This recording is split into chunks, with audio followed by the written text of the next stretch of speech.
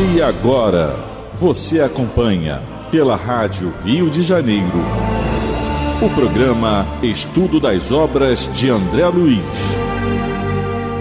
Vamos refletir sobre o livro Nosso Lar. Produção e apresentação, Tereza Cristina e Marco Antônio. Caros ouvintes da Rádio Rio de Janeiro, é um prazer podermos estar juntos novamente para estudarmos e meditarmos sobre a obra Nosso Lar, livro psicografado por Francisco Cândido Xavier pelo espírito André Luiz.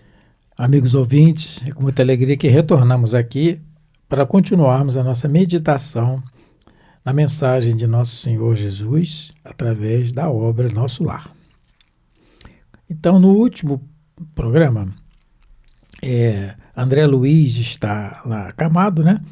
Sendo assistido por Lísias, e há um diálogo, né? Lísias conversando com ele, explicando a ele dos muitos que são chamados, mas poucos são escolhidos, né? E André Luiz faz uma exclamação dizendo que foi muito perverso. Isso denota, nós comentamos, uma questão já de desânimo, de se achar vítima. E o Lísias meio que educadamente dá uma bronca nele, fala para ele ficar quieto e para meditar no trabalho que vai ter que fazer, né? Explicando a ele que o arrependimento real, no arrependimento que é real, é preciso saber falar para construir de novo. E posteriormente, nas obras de André Luiz, nós vamos falar essa importância do verbo, da voz, do saber falar, a responsabilidade que é, não é? Tem institutos no plano espiritual para a educação da voz. Saber falar, como falar, o jeito de falar. A irmã Clara. No livro Entre a Terra e o Céu. Entre a Terra e o Céu, isso, Entre a Terra e o Céu, exatamente. Ela vai dar um curso sobre a voz. A voz, que eu não fui desse curso, com certeza. Mas vamos lá. Eduardo, eu acho que foi. Miranda foi também. Eduardo, não sei não. Paulo Renato. É isso aí, esse povo foi, passou a prova. Então vamos continuar. Tereza, o parágrafo, por favor. Ponto. 33º. Vamos repetir um pouquinho. 33º parágrafo do capítulo 5. Então, como é que começa? Em seguida. Tá aqui. Em seguida, aplicou-me passes magnéticos atenciosamente, fazendo os curativos na zona intestinal, esclareceu. Então, além de aplicar o passe, ele está fazendo os curativos na zona intestinal. E a gente comentou, não é, Marco, que a gente, enquanto encarnado, a nossa tarefa é impor as mãos, porque a gente não sabe o que está colocando, muito menos o que está tirando. Então, pelo menos na nossa casa espírita, nós optamos já por saber que nós não sabemos quase nada sobre o paciente, sobre a doença, então a gente simplesmente impõe a mão no topo da cabeça, no chakra coronário, né, que alguns chamam, né, de chakra coronário. O próprio André Luiz vai falar sobre isso. E reza, faz uma oração. E os bons espíritos é que sabem o que realmente podem fazer com o nosso fluido, onde é o local que está sendo mais necessitado. Depois, no livro Nos Domínios da Mediunidade, a gente vai ver alguns exemplos do André Luiz falando sobre passe. Mas eu me lembrei agora de uma história do Paulo Renato, conhecido de todos, da Rádio Rio de Janeiro, que ele assistiu um atropelamento sim. Ele viu a moça com muita dor na perna, né? Era dor na perna? Na perna. E ele levou essa moça para o Hospital Getúlio Vargas.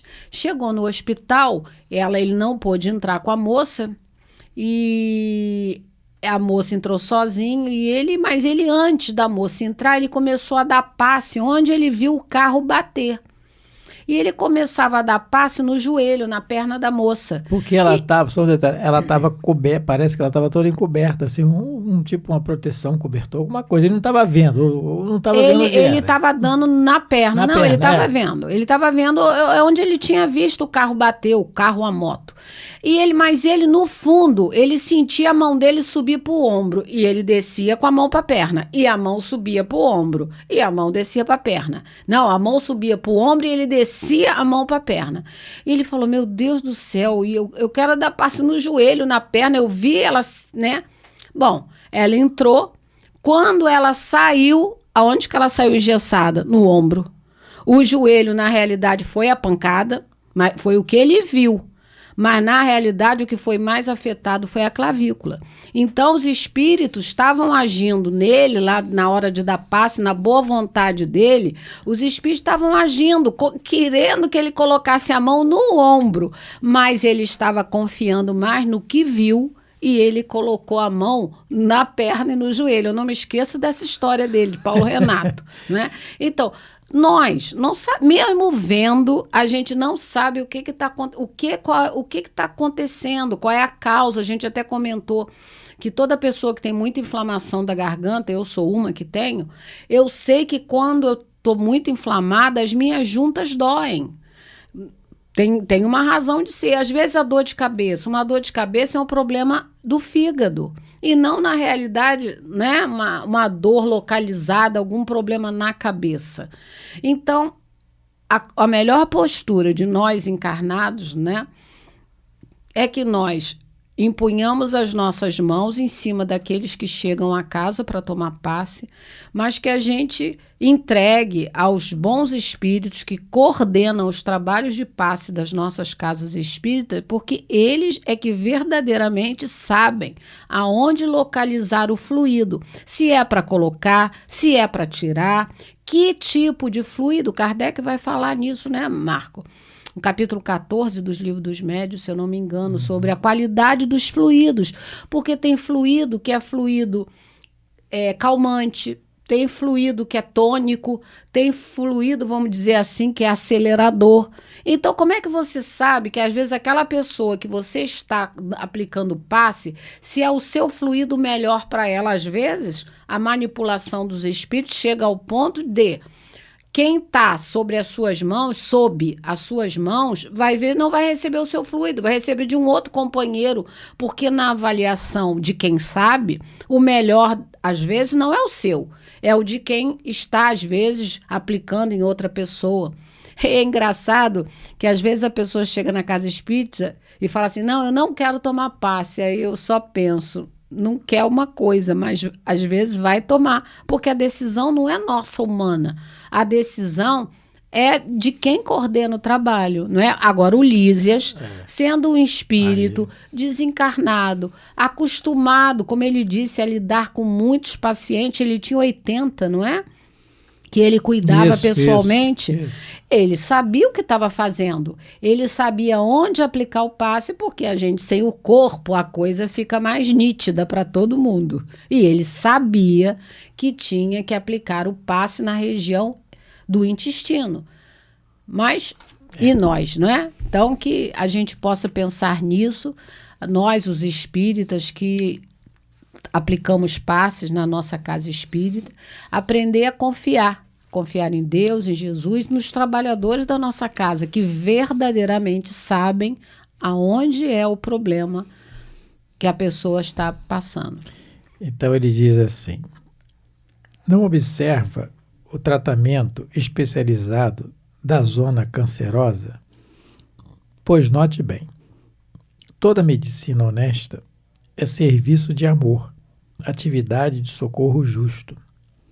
Mas o trabalho de cura é peculiar a cada espírito. Então, nós vemos Jesus no seu evangelho, está em Lucas, capítulo 4, se eu não me engano.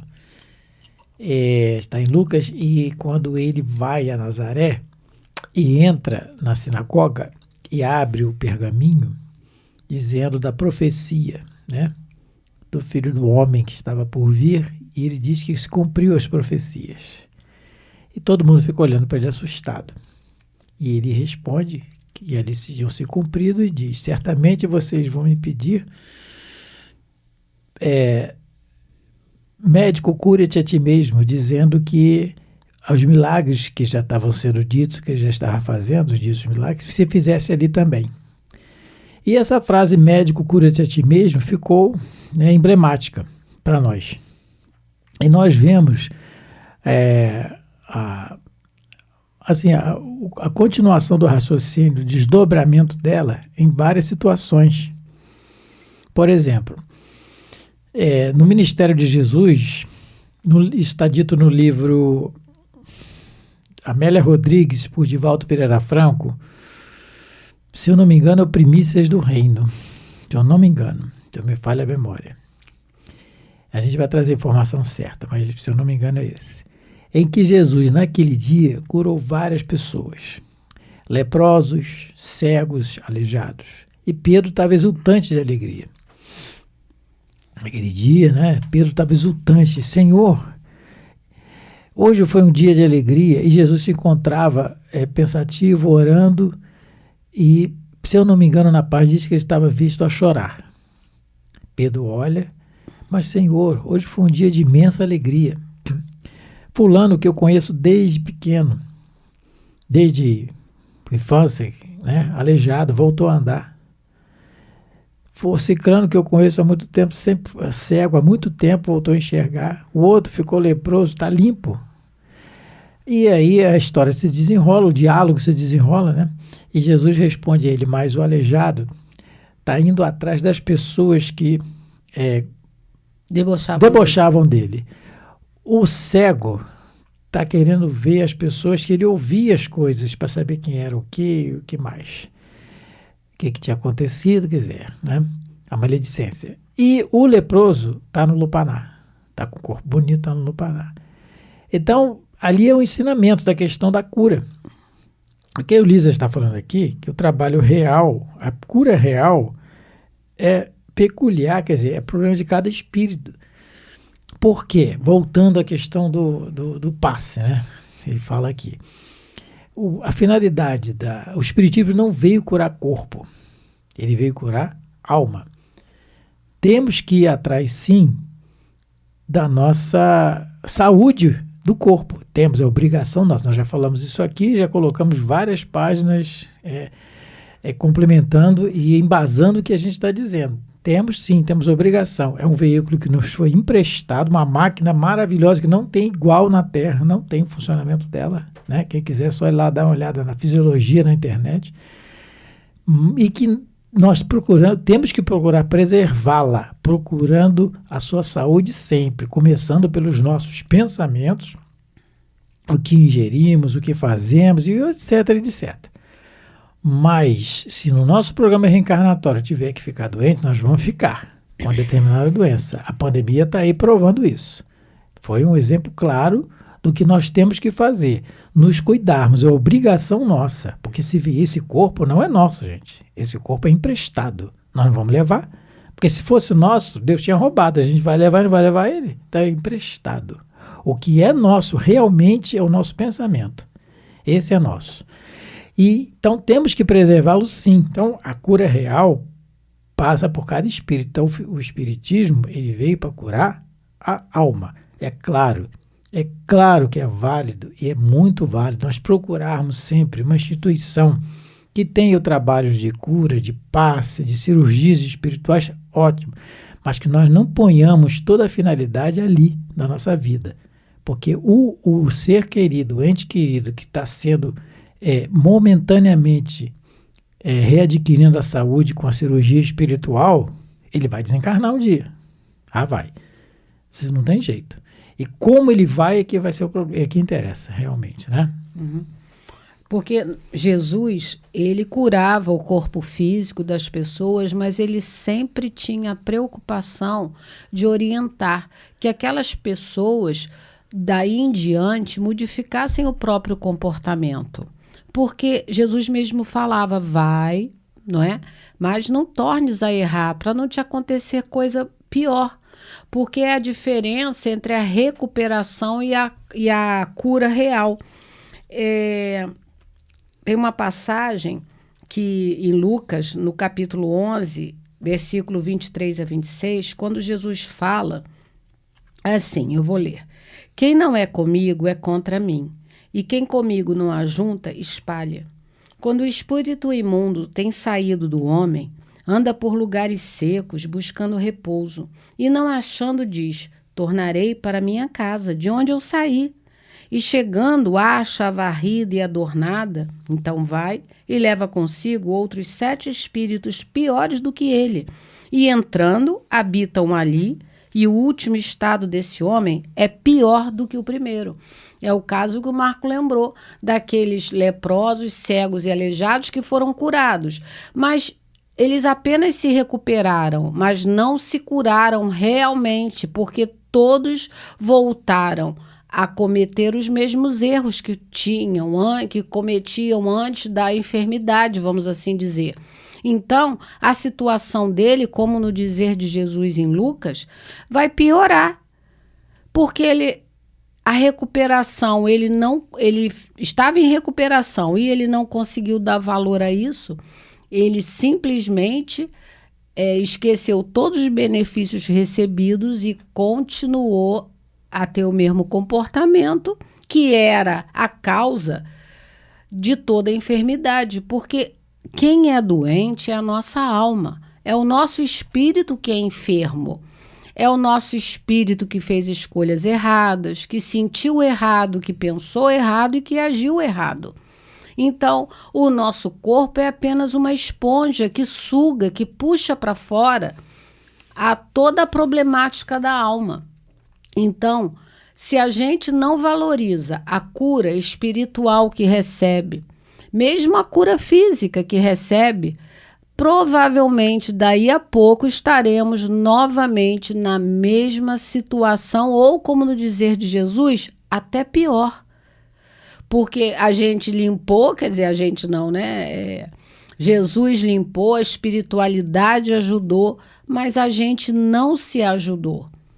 Então a gente precisa compreender isso, que a enfermidade real, como a cura real, está na nossa alma, está na nossa mente. Só nós mesmos podemos nos curar. Então, continuando. Então. E o grande problema, só um instantinho, Marco, eu lembrei, o grande problema é que a gente sempre quis delegar essa cura para os outros. Ou é a obrigação do médico da terra, ou é a obrigação do religioso da nossa casa religiosa. Ou os espíritos, enquanto somente nós conseguiremos realmente fazer a cura real, abolindo de nós aquilo que está enfermando a nossa alma. Só nós poderemos nos curar. E os espíritos dizem para nós que enquanto na enfermidade, enquanto na dor, no sofrimento, a gente pode ter muito mais tempo para meditar e ver o porquê, tentar analisar o porquê, não é? Nós estamos passando por essa ou aquela situação. É um recado da natureza, é um recado de Deus para nós. Podemos observar que se algo não vai bem de fora, é porque por dentro a coisa já está se complicando. Tem uma passagem no Evangelho, do Evangelho segundo Mateus, capítulo 9, em que Jesus perdoa e cura um paralítico. Muito interessante, né? Tem muito a ver com o que a gente está comentando. Ele diz assim: entrando numa barca, passou a outra margem e foi à sua cidade. Eis que lhe apresentaram um paralítico que jazia num leito. Vendo Jesus a fé deles, disse ao paralítico: filho, tem confiança, perdoados te são os teus pecados. Olha, com toda dificuldade, levaram um paralítico, não andava, e para Jesus curar a ansiedade. E Jesus vai e fala assim: perdoados te são os seus pecados. Mas aí alguns escribas que estavam perto diziam entre si: este blasfema. Jesus, como viu os pensamentos, disse: por que cogitai mal nos vossos corações, né? Quer dizer, por que vocês estão raciocinando errado? E ele continua: o que é mais fácil dizer, perdoados te são seus pecados, ou dizer, levanta-te e anda?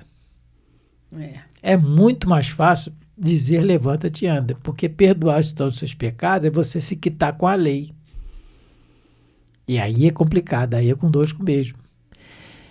Porque se quitar com a lei é uma coisa, e aleijado é outra. Nós tivemos, lembrei dele, o Gigante Deitado. Jerônimo Mendonça. Jerônimo Mendonça. Tá querendo lembrar, Jerônimo Mendonça, né? Tem um livro, O Gigante Deitado. Eu não sei qual é não é a federação, não sei se é de Minas, não sei qual é a editora, eu não sei. Então, depois eu pesquiso aqui. Não é da FEB, não. Não, mas é uma história de vida sensacional. É um negócio assim de você se entusiasmar a todo momento do relato dele. Ele ficou... Qual foi a doença dele? Ele ficou tetraplégico. Ele não mexia mais nada na sua mocidade. Ele tinha muitas dores e tal.